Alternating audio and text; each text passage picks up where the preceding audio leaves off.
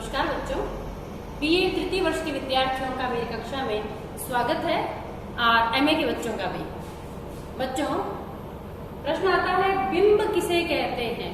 बिंब एक चित्रकार बच्चों रंगों से, तूलिका से, पेंसिल से, पेन से चित्र बनाता है, विभिन्न रंगों की योजना करता है उसमें, और हमारे सामने एक चित्र उपस्थित होता है, कोई घोड़े का, किसी बगीचे का या किसी व्यक्ति का।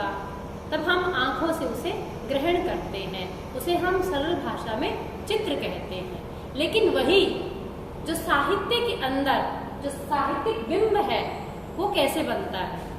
साहित्य के अंदर जब किसी वस्तु का वर्णन इस प्रकार से किया जाता है कि हमारी जो हमारी इंद्रियां है वो इंद्रियां एक चित्र को जब ग्रहण करती है तब हम उसे बिंब कहते हैं।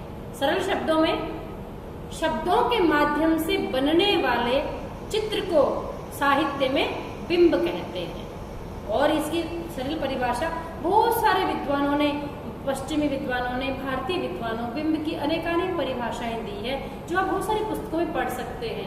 लेकिन बच्चों, वीडियो का उद्देश्य समझाना होता है, तो आप इस चीज को ग्रहण करें, समझें कि शब्दों के माध्यम से जो चित्र हमारे जेहन में उभरता है, जिसे हम इंद्रियों के माध्यम से ग्रहण करते हैं, उसे हम बिंब कहते हैं। तो बिल्कुल छोटा मैं यदि कहूं तो शब्द चित्र को बिंब कहते हैं। तो ये जो इसकी एक सरल सी जो परिभाषा है जो मैंने तैयार की है वो आप इस प्रकार से नोट कर सकते हो कि शब्दों के माध्यम से बनने वाले छवि चित्र को बिंब कहते हैं। जिसे सहृदयी, ये पागल है या ना समझ है, वो व्यक्ति तो इसको नहीं ग्रहण कर सकता। लेकिन सहृदयी जो है अपनी इंद्रियों के माध्यम से ग्रहण करता है या उसे महसूस करता है, अनुभव करता है, और उसके दिमाग में उसकी एक छवि तैर जाती है, इसे हम बिंब कहते हैं।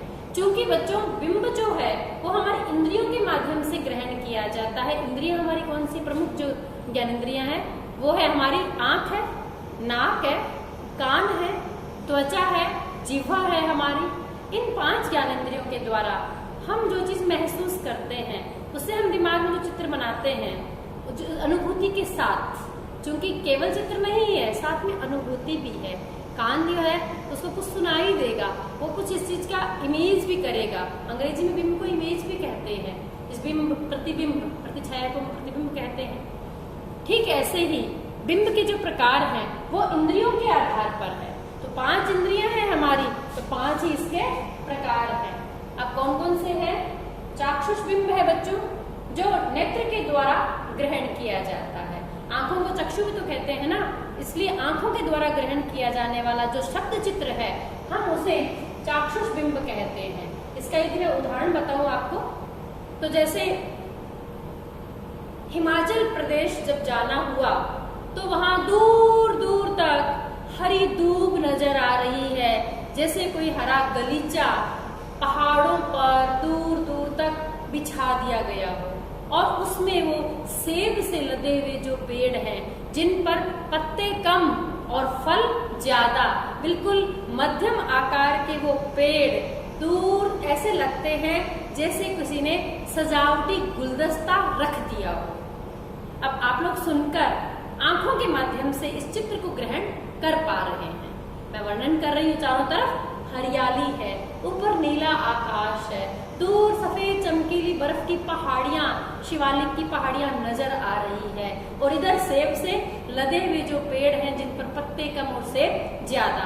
तो आपकी आंखों के सामने एक चित्र उभर रहा है हरियाली का, नीले आकाश का, वहां खड़े हुए सेब के पेड़ों का, सेबों का, और किस तरह से वो लदे हुए हैं। तो आप आंखों के माध्यम से इस चित्र को ग्रहण कर पा रहे हैं। इसलिए ये जो वर्णन है इसके अंदर जिस बिंब का प्रयोग है वो बिंब है चाक्षुष बिंब। दूसरा है बच्चों घ्राण बिंब। घ्राण में सूंघना, नाक, नासिका। ये हम नासिका के द्वारा ग्रहण करते हैं, इस बिंब को नाक के द्वारा ग्रहण करते हैं। जैसे किसी कहानी में या किसी निबंध में या कोई यात्रा वृत्तांत में कोई पंक्ति लिखी हुई है, जैसे लिखा हुआ है कि पीबीएम हॉस्पिटल में अंदर प्रवेश करते ही एक अजीब सी गंध नथुनों में भर गई। जहाँ थोड़ी दूर पर शौचालय भी था और एक अजीब सी गंध नाखूनों में भर गई। तो आप उसको नाक के माध्यम से ग्रहण कर सकते हो कि वहाँ कैसी गंध होगी। या फिर इत्र के बाजार से निकलते हुए वहाँ गुलाब और मोगरे की जो खुशबू थी, उस खुशबू से नासिका एकदम से ही जो है दत्तचित्त हो गई और थोड़ी देर के लिए हृदय मग्न हो गया। या फिर किसी बगीचे के अंदर जहाँ पर बहुत सारे मोगरे के पेड़ लगे हुए हैं, लताएं लगी हुई है, मोगरे के फूल खिले हुए हैं, तो वहाँ का यदि वर्णन किसी साहित्य में आए कि वहाँ पर जो ही प्रवेश किया उस बगीचे में, तो उस बगीचे के अंदर जो मोगरे की भीनी भीनी खुशबू थी वो लगातार आ रही थी। तो यहाँ हम नाक के माध्यम से शब्दों के द्वारा बनने वाले चित्र को ग्रहण कर पा रहे हैं, उस सुगंध को हल्का सा अनुभव कर पा रहे हैं, इसलिए यहाँ पर बच्चों घ्राण बिंब है। तीसरा है स्पर्श बिंब, जो हमारी त्वचा ग्रहण करती है। जो हमारे 5 इंद्रिय है, आंखें हैं, नाक है, त्वचा है, जिह्वा है, कान है, ये पांचों ही ग्रहण करते हैं। इनको आप नोट कर लीजिए, चाक्षुष बिंब, घ्राण बिंब, स्पर्श बिंब। स्पर्श यानी छूना, किस चीज को स्पर्श करना। छूने का जो भाव है वो कैसे आएगा, साहित्य के अंदर वर्णन हो रहा है कि जो ही कालीन पर जब पैर रखा तो जैसे मान लो छोटे छोटे सुइयां सी गड़ती हुई महसूस हुई।